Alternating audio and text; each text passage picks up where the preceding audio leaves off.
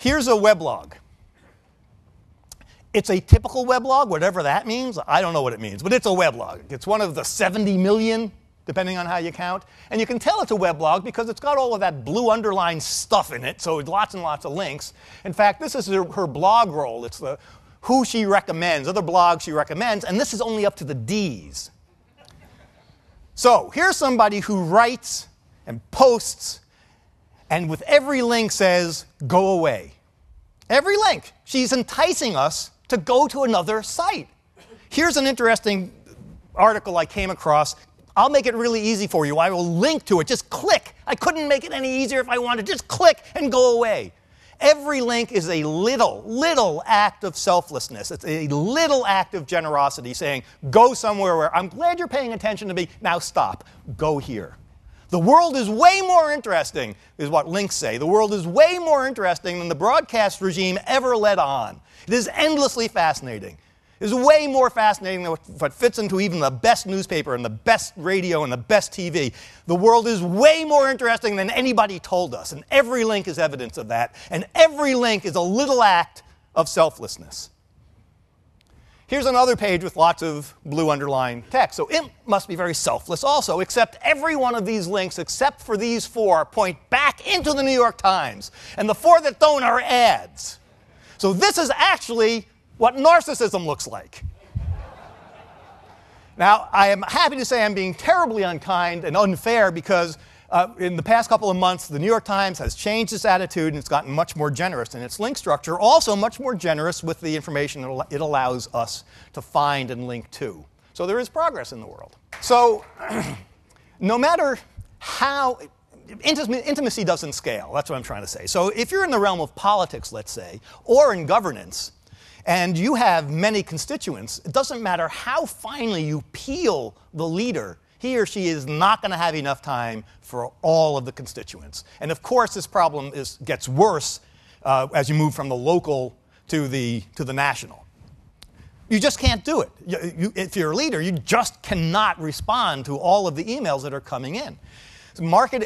Politics, pardon me, it's a Freudian slip. Politics has become a one-to-many, is necessarily a one-to-many environment, just like marketing, which is why politicians have increasingly learned their lessons from the marketers, which is, of course, a disaster for democracy, even though it gets some guys elected.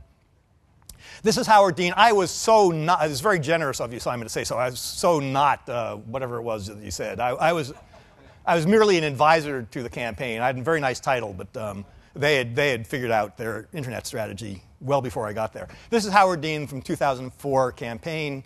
You may have noticed that he did not become president in 2004. I am really, really sorry.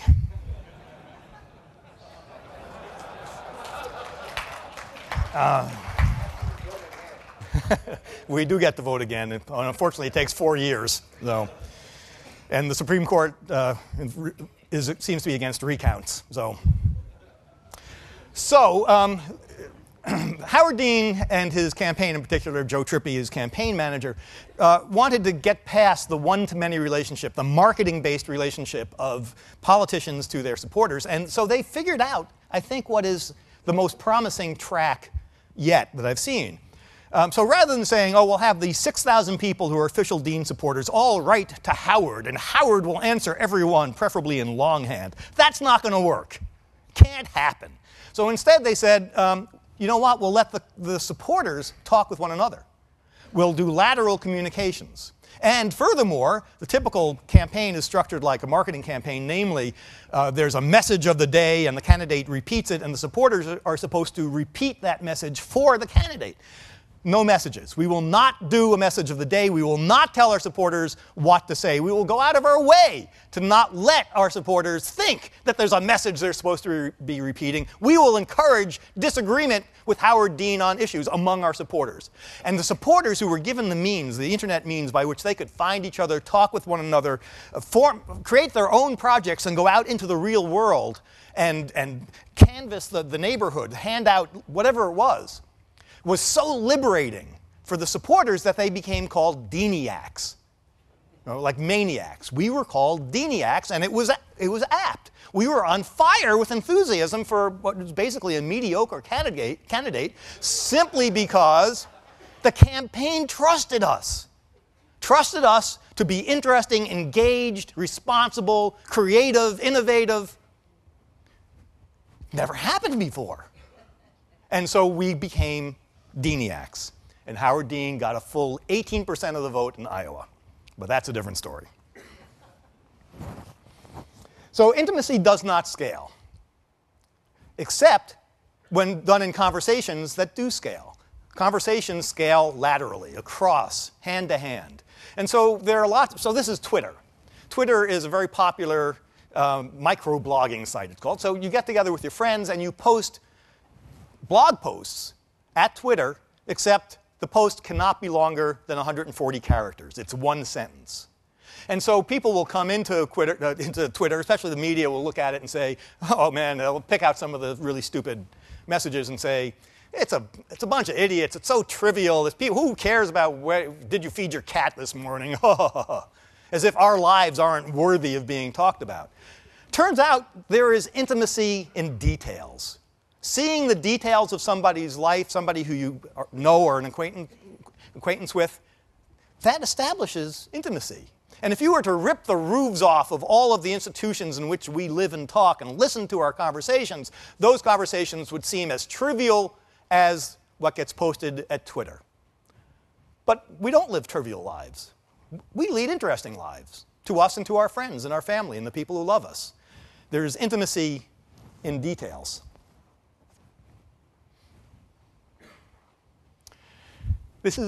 So I'm going to talk in two more implications, both using Wikipedia as my example. So this is a Mars bar, and this is the Wikipedia page in the English Wikipedia on the deep-fried Mars bar, which is an American treat from the deep south. But also, if you look at the discussion page, because every page at Wikipedia has a discussion page, where the people who are writing it are supposed to explain why they're writing what they're writing and why they're changing what they're changing, and engage in a negotiation of knowledge in public. So you go to the discussion page. In fact, it turns out this is one of the answers is from, quote, a duchy. So apparently, deep-fried Mars bars have some prevalence in the Netherlands as well, apparently. So I want to pretend, it's my example, so I get to pretend what I want, that there were 3 people, and only 3 people, who contributed to this important article in Wikipedia. And the first is legitimately the world's greatest expert on deep-fried Mars bar. He really, really is. So he writes it, he gets it right, he's the world's greatest expert, he's done, case closed, moves on. Next person comes along and alters it. And the first person goes back and sees the change and says, oh, well, I'm the world's greatest expert. Any change makes it worse and reverts it back to the original. Along comes person number 3, changes it. First person says, OK, I get it. I see how Wikipedia works.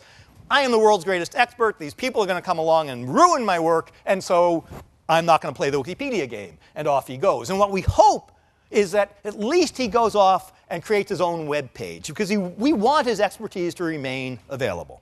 So at best, he goes off, but we lose him from the Wikipedia discussion.